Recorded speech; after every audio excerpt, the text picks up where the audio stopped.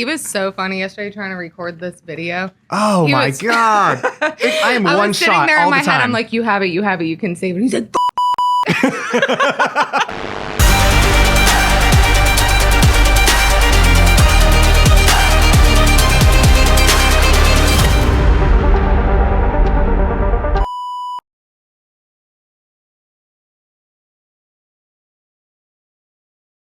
Welcome to this week's episode of Property Management Uncensored. I'm your host, Phil Kazmierzak, along with our guest, Samantha McKinney. Thanks for being here again. Yes. Are you getting more comfortable? Yes. You like it now? I don't have a choice. Fair. I guess there's nothing you can do about it. I told you I was the kid who would call out of school on the first day so that I didn't have to stand up and say my name. Right. But I'm here. You're here. You're getting used to it now. I know. So before we get started, this episode, we're filming today. It's October 29th. We are a week out from the election. When this episode airs, it'll be the day before the election. So whichever side you want to vote for, it doesn't matter or whatever, but I have a third choice. So, and I had a shirt made. So I think that you're going to appreciate this. Because this is definitely who I'm voting for.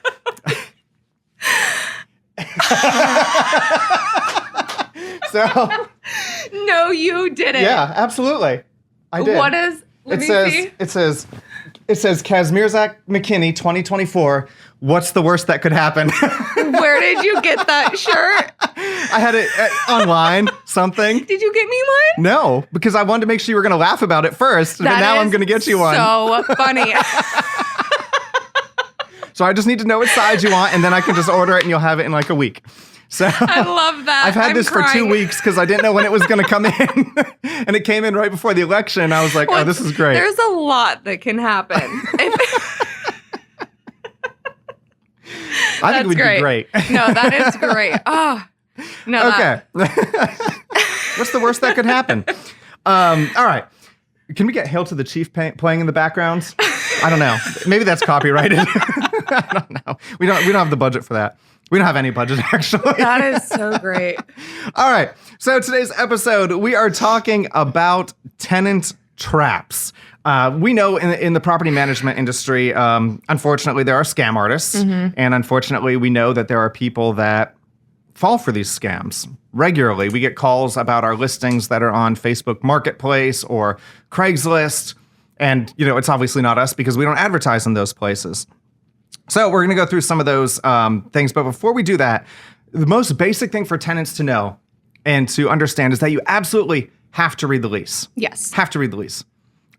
Because every question that you have is probably going to be answered in that lease. It's actually on the first page of ours, too. We make it super simple. Right. Like all of the... So in Virginia, a new law passed in July. It went into effect July 1st, where all of your fees... need to be listed beginning on page 1 of the lease. Mm-hmm. So if you are entering a new lease after that point and you are in Virginia, you need to make sure all of those fees are not hidden on page 9 in a footnote, but they need to be beginning on page 1. They can be on page 2, but the list of fees needs to be beginning on page 1. So anything that we could possibly charge for is listed, all detailed out. It's not pretty. It may look like a bit much, but the thing about fees is that when you do what you're supposed to do, guess what? There's no fees. Yeah, exactly. Yep. The fee structures are made for people who can't follow the rules. And I rather put all of ours up front in black and white in the very front so people know what they're looking for so that I don't have to scramble through our lease later on when they're asking us all of those questions. Right. Absolutely. I could take this off or my watch is going to distract me this entire time. Transparency. Yeah, absolutely. There's nothing can possibly go wrong when you're being transparent. No, and if they don't like the lease or there's something that we want to hide that we don't think that they're going to like, then we don't want them as a tenant anyways. Absolutely. Yeah. We don't want someone constantly second guessing us or our integrity as a company because we are a Sotheby's brand. Right. Like that comes with guidelines. Yes. So, second one, and this one may sting a little bit for some tenants, but I'm going to say it anyway and rip the Band-Aid off. You're not special. We're not going to make exceptions for you. Legitimate property management companies follow the rules. Yes. Property management only works when it's consistent. On top of that, any deviation that we were to make, like an exception to a rule or a policy, something like that, could eventually lead to some type of fair housing violation because we made an exception for you and not everyone else. So legitimate property managers are not going to make those exceptions for you. No, and I don't understand the mindset of why somebody would want them to, because then you automatically start out on the foot knowing that they're not ethical, that you can't trust them, so I rather everything be the same across the board. So. Absolutely. And it makes it so much easier to manage. Every property has the same rules. Yes. Makes it so much easier. We have the same process across the board. We don't have to look at the lease and see what's different or look at their tenant page to see if we made an exception for them because it's all the same. Absolutely. And when you have, a dozen properties, it's, really, really easy to manage. But if you have a dozen properties and each one has separate rules and guidelines, that's way more difficult than managing hundreds of properties that are all the same. You can't manage it. Yeah. You literally can't. You can't. I've been in the position where you have to try and you can't do it. Right.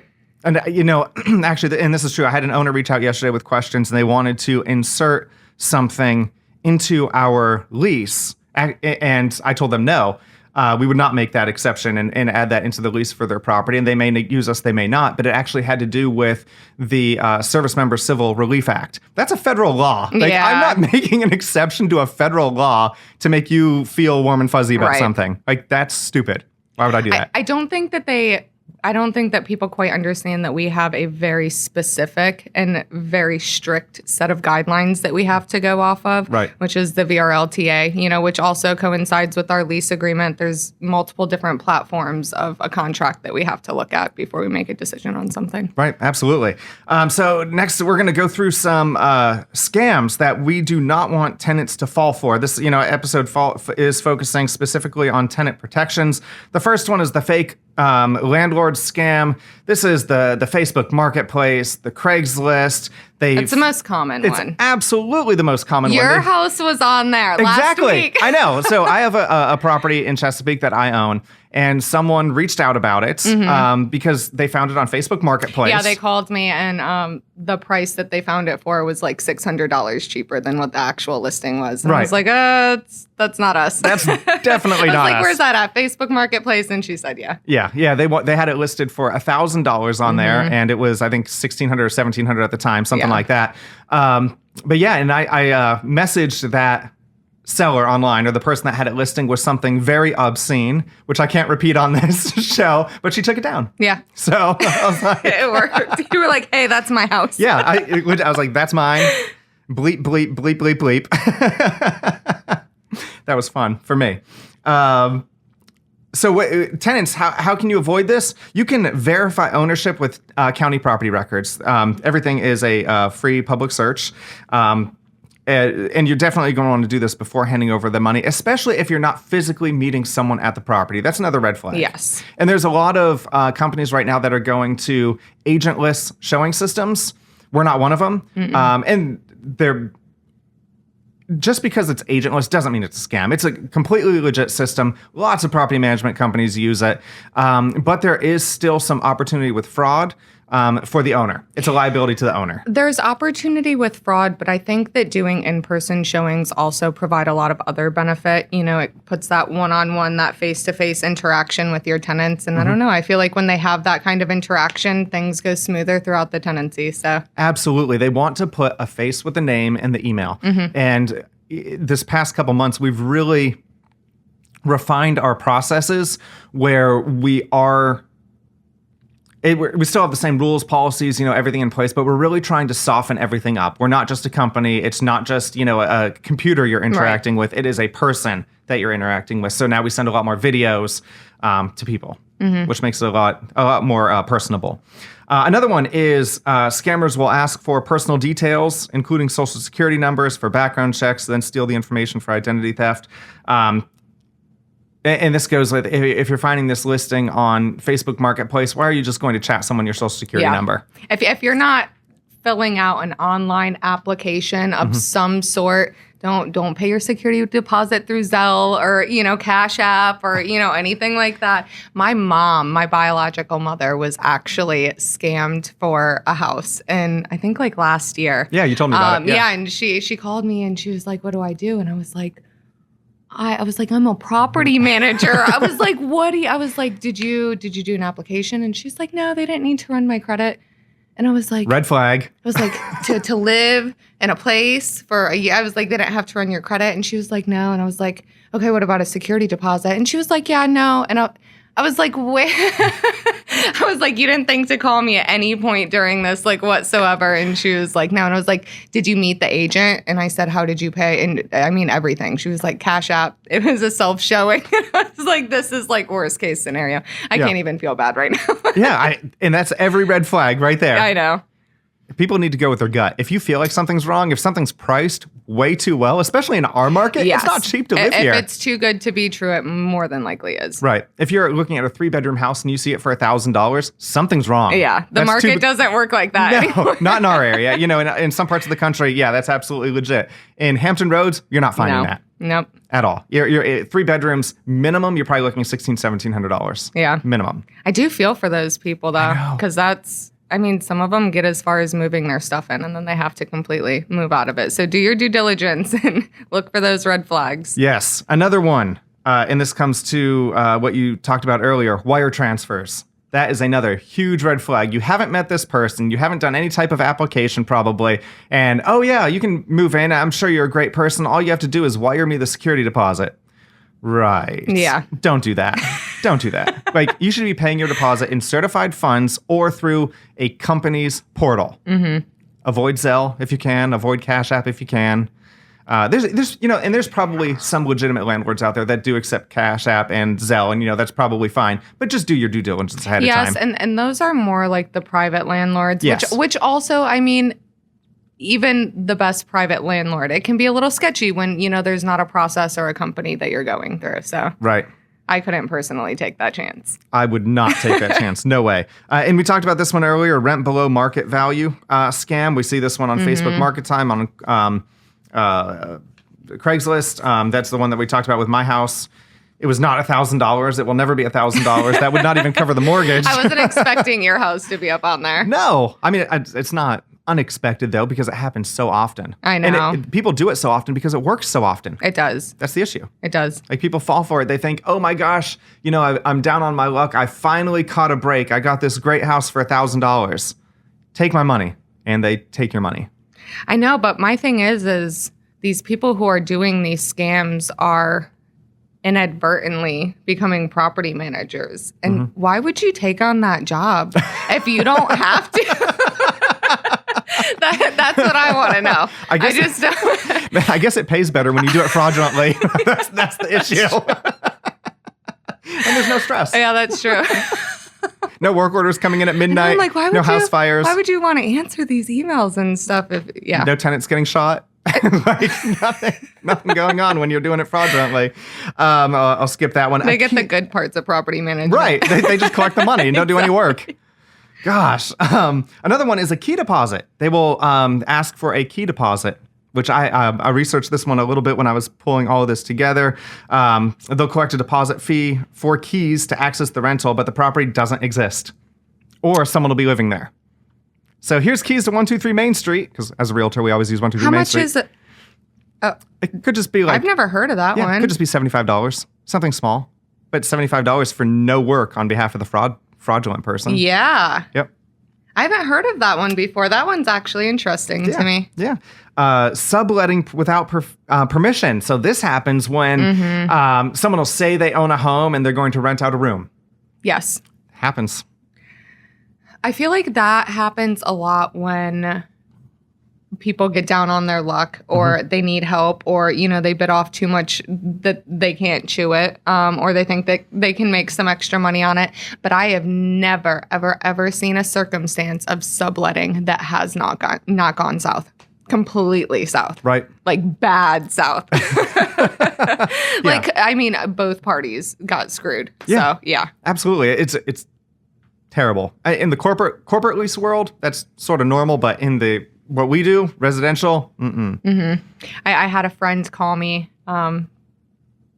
It was in the last year, and she wanted to move into a different house, and she had just signed a lease, and she was like, noise from the freeway right here is just too loud. Like, I just can't live here anymore. Yeah. And there was no lease break in her contract, like whatsoever. I mean, I even looked over that thing from start to finish. There was no lease break in there. Yeah. And so she had a grand idea to sublease her, apartment. And she found this lady, and she had her story, her whole story laid out, from start to finish on how she got to where she got. And she called me and she was like, what do you think? And I think this girl is just on hard times. And I was like, do not do it. Right. Like, that's the worst idea ever. And she didn't do it, thank goodness. But I was like, there's a reason that no other company will, and I was like, there's a reason they're not doing it legitimately. Absolutely. Another one, and this isn't necessarily a scam.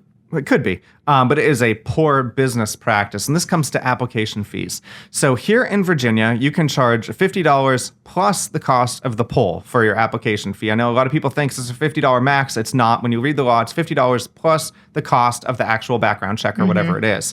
And what people or agents will do is they will collect as many applications from as many people as possible when obviously only one person can get that property. They maybe have rented it out already or someone in the approval process, and they will just continue collecting all these applications, $50, $60 a pop.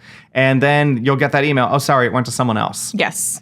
And I have heard that so many times. Right. Many times. And we are one of the companies that does not do this. We do have a non-refundable application fee. However, but there's an asterisk behind that. If we do not screen the application, it gets refunded. Like if we already have someone in the approval flow, and like we had applications come in today for a property that we were already renting out. We were just about to approve them. So they're either going to be transferred to another property or we will refund the application fee.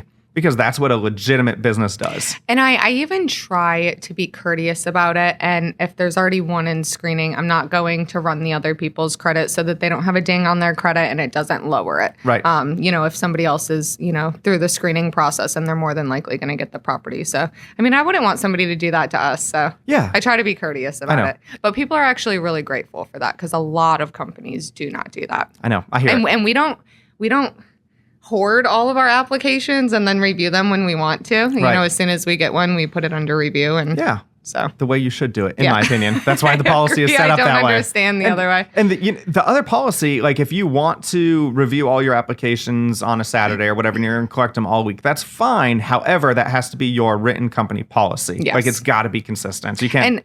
And not even just that, when I do my showings, I try to let the tenant, the prospective tenants know what our process looks like, so they know what to expect and there's no confusion or questions in the meantime. So. Right. Yep. Just hit those guidelines, those qualifications, and you'll be fine. A move-in fee for maintenance. Some landlords are charged an additional unexpected move-in fee for maintenance or preparations that are never delivered. So here's the thing.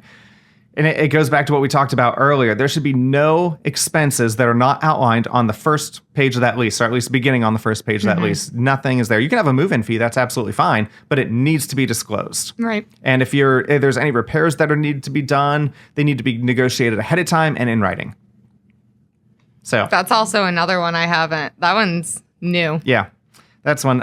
A utility scam. Scammers will claim tenants must pay utility fees up front to secure service in their name, but the utilities are never transferred. That's one I haven't heard of, but it showed up on my list. They're getting fancy. I know. You're not going to make as much money on that, maybe $100 or $200 or something, but. I mean, I guess it's when you're doing a bunch of people and it adds up. But. Right. I mean, now most property management companies or landlords just say, hey, you need to turn power onto your name. Let us know it's done by providing the account number, something so that we know it's been done. Otherwise, you can have a utility concierge service like we have, and it does all the work for them. But it's done through a legit portal. Yeah. So, which is a good thing. So those are the tenant protections that we wanted to go through on today's episode. The biggest thing is if it sounds too good to be true, it is. Don't fall for it. Or feel free to reach out to a local property management company. and ask them a question. Absolutely. I would love, whether you're looking to rent one of our properties or not, I don't want to see anybody fall into that. So give us a call. Ask us if it's a property, that's on the market, if it's legitimate. And more than likely, we can get you the contact information for the company or the owner. Absolutely. As long as it's a legit rental, we can. Yeah. Otherwise, and you can just email rentals@atlanticsir.com if you have any questions about that. We're happy to help out if it's in the Hampton Roads area, because we don't want people falling for scams. These are good people, sometimes down on their luck. They just thought that they had a great experience, coming towards them. Like they caught a break and it's a scam. Yep. Yeah. All right, Samantha, we are down to our rapid fire questions, which we ask every guest, although I had to change the questions because you've been here before. So I pulled some new ones. Are you ready? Yeah. And I'm going to answer these questions with you. Okay. If you could have dinner with any historical figure, who would it be and why?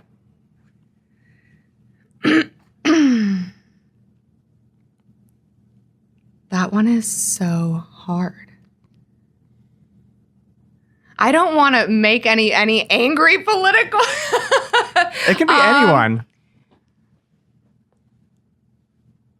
Probably John F. Kennedy. That's a good one. I know. Why John F. Kennedy? So I always wondered politically how things were back then based on, somebody like that's opinion and, what they lived through. And I just think that it would be really cool. So mine is Alexander Hamilton. I want to know if he can sing like he does in the musical. So random. Out of everything that you could have picked. Founding father of the country. That's so I want to compare what the intention was and how it ended up. Like that would be the reason for that one, the real answer. Okay. But I do like the musical. What's one item on your bucket list? Bungee jumping. Really? Yeah, I actually just did skydiving this year, and that was a big one. But bungee jumping is a little sketchier to me. But that's next on my to-do list for sure. This is going to sound lame. My biggest item on my bucket list is retirement. Yo, that's a good one. Like, there are so many people that aren't able to achieve that. Like, that's a big one for me. Is there an age though? 60. Okay. So I want to work if I want to after 60, not because I have to. That's like the holy grail of like bucket list. Right. Like, yeah, I want to be able bullet to just, points though. Yeah. What's the worst fashion choice you made that you thought was cool at the time? Freaking gauchos. What are gauchos? Oh God! Don't Google it. Just don't. I'm gonna have to Google it. I see the whole camera staff pulling out their phones right now. They're these. They're like leggings. Okay. But they're like wide-legged, and they just. What's the point of a wide-legged legging? Look behind you. You want to see what a gaucho is? Oh, that's terrible. That is terrible. And the worst part is, in middle school and high school, we would wear them with those brown. Are they called clogs? I forget what they're called. The shoes. Yeah, the brown, like you just slip them on. Yeah, gauchos. Oh, Lord, somebody should have helped me. Mine was all right. So this was the '90s. Okay, so but the blonde spiky hair. Ooh. Like the boy band. Ooh. Yeah. That should have been the first sign that you knew you were gay, though. I know. It probably was for everyone else except for me. What is a TV show you could watch on repeat? Grey's Anatomy. You don't need to watch it on repeat. It's still on after like 27 seasons, isn't it? I know, but I mean, if you really watch it, the episodes are pretty. Everybody has multiple sclerosis. It's the same thing over and over. They're running out of medical conditions at this point, aren't they? Yes, that's what I mean. Oh my gosh. But it just plays in the background now. Mine is The West Wing. It is my all-time favorite television show. It was on from like 96 to 2002 or 2003. I changed my answer. Okay. House. Okay. House. I like House. I've watched that so many times over. I love House. He's just such a jerk. I love him. Yeah. He's a functioning drug addict for sure. I know, but like his personality in a way kind of reminds me of you, but without the functioning drug part. That you know of. He's just super sarcastic. Like you can't get a straight answer out of him about anything. This is a good one. What liquor can you absolutely not drink again because of a prior bad experience? Jameson, because somebody puked it on my living room carpet once and I had to clean it up the next day. Mine is Four Horsemen. It's 4 liquors mixed together that are terrible. So, yeah, the sound guy just went, oh, yeah, terrible. Wait, what's this? What's the quick little story? I was at a bar doing shots and I had to run to the bathroom and throw up. Okay. Immediately. Immediately. It's terrible. It wasn't even me that I just had to clean somebody else's. No. Look at me squirming in my I know. It's like when you get one of those smells and it gives a memory and you're like, yeah, I can't do it. No.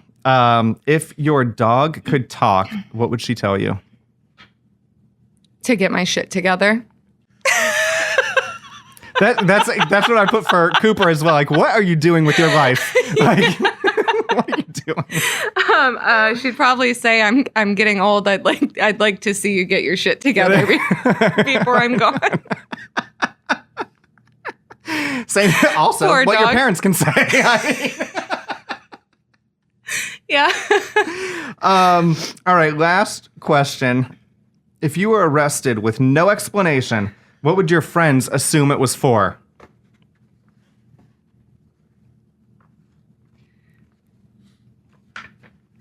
Probably fighting a grown man somewhere.